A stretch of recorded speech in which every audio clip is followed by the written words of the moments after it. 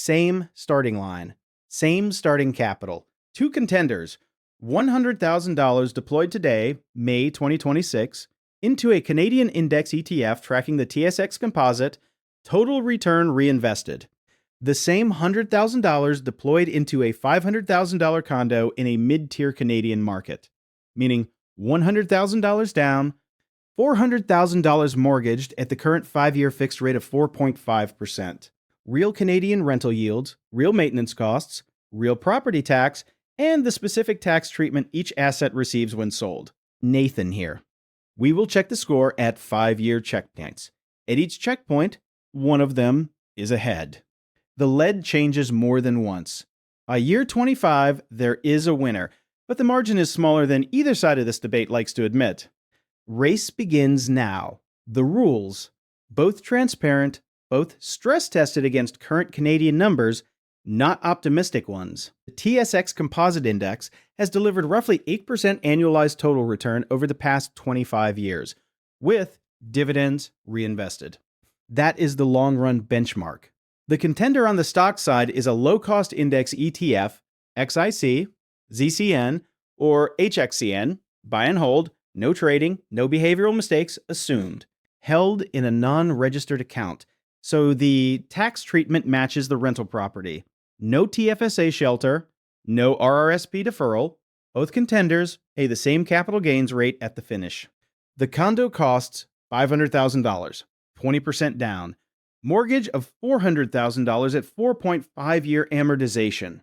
Monthly payment of $2,224.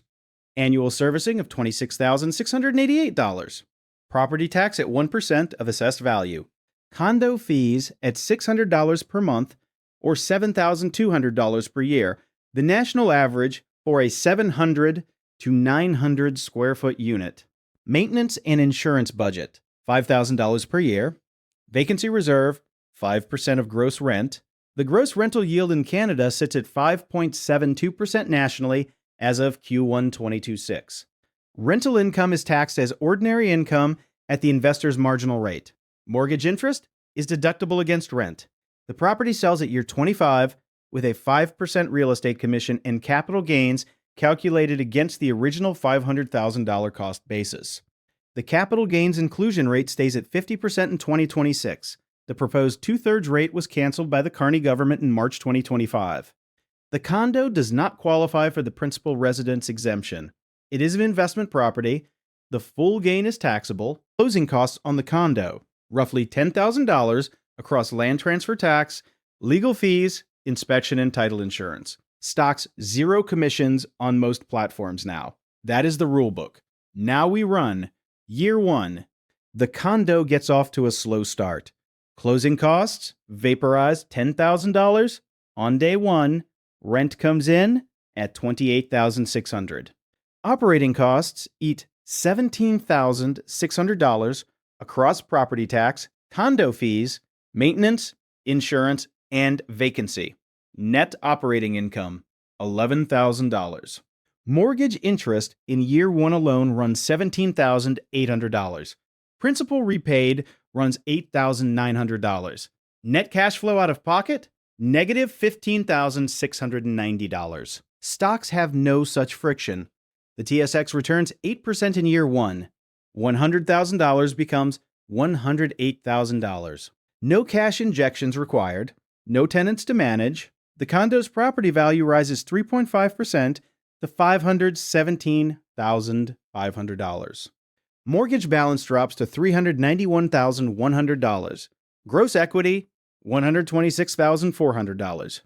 But the investor has fed another $15,690 of cash into the property to keep it running, and burned $10,000 on closing. Real position after netting cash flow drag against the initial $100,000 stake, roughly $100,700. Stocks at $108,000. Real estate at $100,700. Stocks lead by $7,300. Leverage hasn't kicked in yet. Friction wins year 1. The condo investor is staring at a year of work, a tenant move-out, and a position that hasn't moved. Year 5. 5 years of compounding do what compounding does. The TSX has not delivered a smooth 8% per year. Year 2 returned 22%. Year 3 dropped 14% in a correction tied to global trade tensions and an oil shock. Year 4 recovered 18%. Year 5 added 11%. The arithmetic average is 8%. The path was bumpy. End of year 5. Stocks at $146,900. The condo has compounded differently. Property value at $593,800. That is 5 years of 3.5% appreciation. Mortgage balance has fallen to $356,000. Gross equity, $237,800. The first rate renewal hits at year 5. The 4.5% fixed rolls over, and the renewal market is at 5.5%. Monthly payment jumps from $2,224 to $2,402. Annual servicing rises by $2,136. Cash flow drag widens. Rents have risen 3% per year, partially offsetting, but operating costs have risen too. Cumulative cash drag over years 1 through 5, approximately $55,000. That is money the investor has fed into the condo to cover the gap between rent and total carrying costs, including property tax increases. Real estate position after netting drag, $237,800 minus $55,000 equals $182,800. Stocks at $146,900. Real estate at $182,800. Real estate leads by $35,000. The lead changes. Leverage is now doing the work. A 3.5% appreciation on a $500,000 property is $17,500 of value created in year 5 alone. Real estate gained $17,500 in appreciation, plus $9,400 in principal paydown for $26,900 of equity build. Different math, same starting capital. Year 10, the TSX has weathered another full cycle. A growth scare in year 7 pulled the index down 28% over 8 months. The recovery took 18 months. Year 10 closed strong, delivering 14% on the rebound. The 10-year compound is still tracking 8% annualized. That is the durability of the broad index doing its job. End of year 10, stocks at $215,900. The condo has appreciated to $705,000. Mortgage balance, $300,400. Gross equity, $404,900. The 5-year fixed has renewed twice at 5.5% in year 5, then back down to 4.8% in year 10 as the rate cycle eased. Cumulative cash drag has slowed sharply as rents have caught up to the original carrying cost. Total drag over 10 years, about $70,000. Real estate position after netting drag, $404,900 minus $70,000 equals $334,900. Stocks at $215,000. Real estate at $334,900. Real estate leads by $119,000. The gap is widening. The structural reason is mathematical, not behavioral. Every year of appreciation flows to a small equity base. Every year of principal paydown converts mortgage debt into owned equity.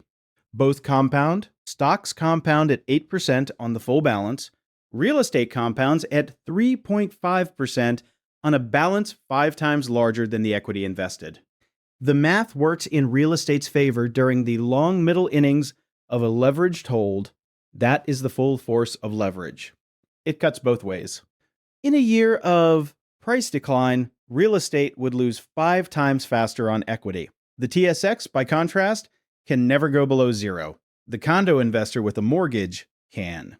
Year 15. Stocks have had a strong half-decade.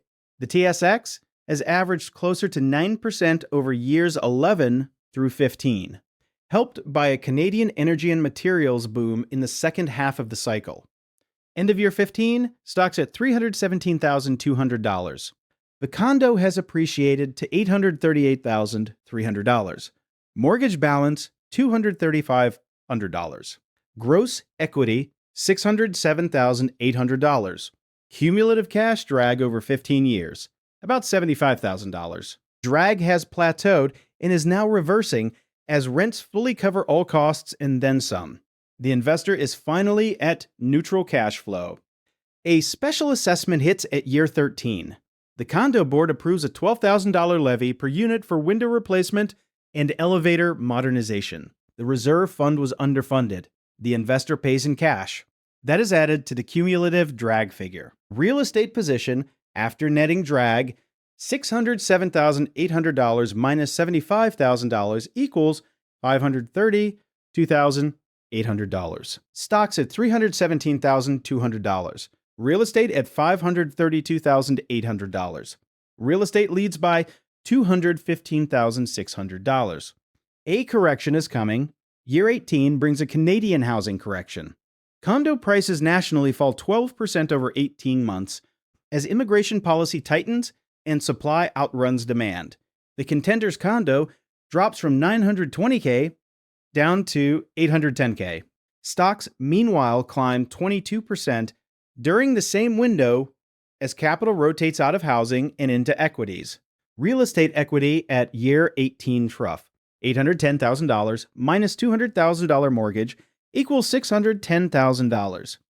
Less cumulative drag of $75,000 equals $535,000. Stocks at year 18, roughly $440,000. Real estate still leads, but the gap has narrowed to about $95,000. The correction has pulled stocks within striking distance. The race is closer than it has been since year 5, year 25. The full race plays out. The condo recovers from the year 18 correction over the following 4 years. Appreciation returns at a slower 2.5% pace into the back half of the race. The TSX continues compounding through the second half with one more correction in year 22 and one more recovery. End of year 25 credits. Stocks at $685,000. That is the gross position before tax. Real estate property value, $1,182,000. Mortgage balance, $0, fully amortized.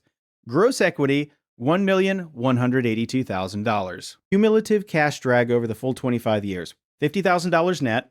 After the late cycle positive cash flow from years 18 onward, partially offset earlier years and the special assessment. Neither contender keeps everything. The selling costs and tax bill arrive at the finish. Stocks, gross $685,000. Capital gain, $585,000. Taxable portion at 50% inclusion, $292,500. Tax at 45% combined marginal rate, $131,600. After-tax position, $553,400. Real estate, gross sale, $1,182,000.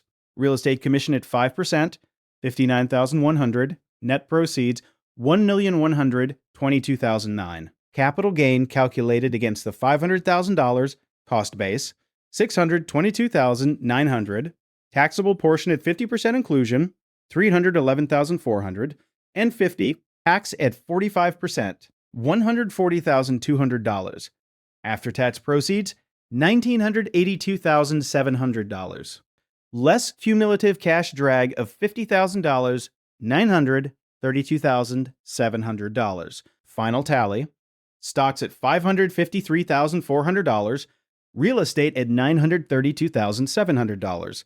Real estate wins by $379,300. That is a 5.5x multiple on the stock side against a 9.3x multiple on the real estate side. Both contenders made money, both beat inflation, both compounded. The gap is real. Now the structural reason, real estate did not win because Canadian real estate is magic. It won because the investor used $100,000 to control $500,000 of asset. That is a 5-to-1 leverage ratio at the starting line. Even after the mortgage was paid off, the original capital was working harder than the stock capital from day one.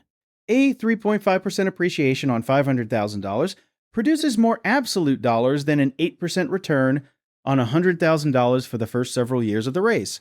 By the time stocks compound past that crossover, the real estate side is already too far ahead to catch. The race exposes the asymmetry that both sides of the housing versus stocks debate consistently underplay. Stock bulls underestimate how much leverage matters when borrowing rates are below long-run nominal asset returns and inflation is positive. Real estate bulls underestimate how much friction the early years carry. Closing costs, negative cash flow, rate shock at renewals, special assessments, vacancy between tenants, and the eventual capital gains bill on a property that does not qualify for the principal residence exemption. Either side, asked in isolation, will quote you a number that is wrong by tens of thousands of dollars. Strip the leverage out, and the race reverses entirely. If the same investor had paid $100,000 cash for a small studio condo, with no mortgage in the same 3.5% appreciation, year 25 equity would be roughly $236,000 before tax. Stocks at $553,400 after tax would crush that result by more than 2 to 1. The mortgage is the asset. The mortgage is what wins the race. The condo is just the vehicle that holds the mortgage. There is one more wrinkle the race did not test. Both contenders paid full marginal tax on the gain. A different investor who held the same TSX index ETF inside a TFSA, tax-free savings account, would owe $0 in capital gains tax at year 25. Stock position in that scenario, the full $685,000. The gap shrinks from $379,300 to $247,700. Real estate still wins, but the margin tightens. A real estate investor cannot shelter the rental property the same way. Rental properties cannot be held inside a TFSA or RRSP. The tax shelter advantage flows entirely to the stock side and partially closes the gap. Add the gap closer most stock side investors miss. The real estate investor put roughly $50,000 of additional cash into the property over 25 years to feed it. If that same $50,000 had been deployed into the same TSX index over the same time horizon, dollar cost averaged across the 25 years, it would have grown to roughly $130,000 to $180,000 of additional stock wealth. Money the real estate investor did not get to compound elsewhere because it was being absorbed by carrying costs. Real money, real opportunity cost. The race result already nets it out. But the human reality is that the real estate investor experienced the cash drag as a 25-year pressure on lifestyle. The stock investor did not. The race is over, same starting line, same starting capital, same 25-year horizon. Real estate by $379,300 in a non-registered comparison. Real estate by $247,700 in a TFSA versus non-registered comparison. The margin closer than the bulls expect, wider than the skeptics expect. Borrowed money that gets paid back by tenants over 25 years is one of the best deals in finance. If the investor survives the renewals, the corrections, the special assessments, the vacancies, and the temptation to sell at the wrong time. That is a long list.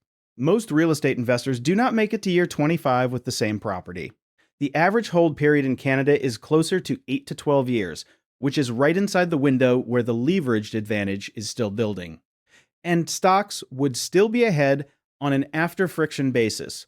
The ones who hold for the full 25 years win. The ones who sell at year 8 do not. The ones who buy without leverage do not. That is the race. That is the result. Two contenders, same starting line, same starting capital, and one structural truth. The mortgage was the engine the entire time.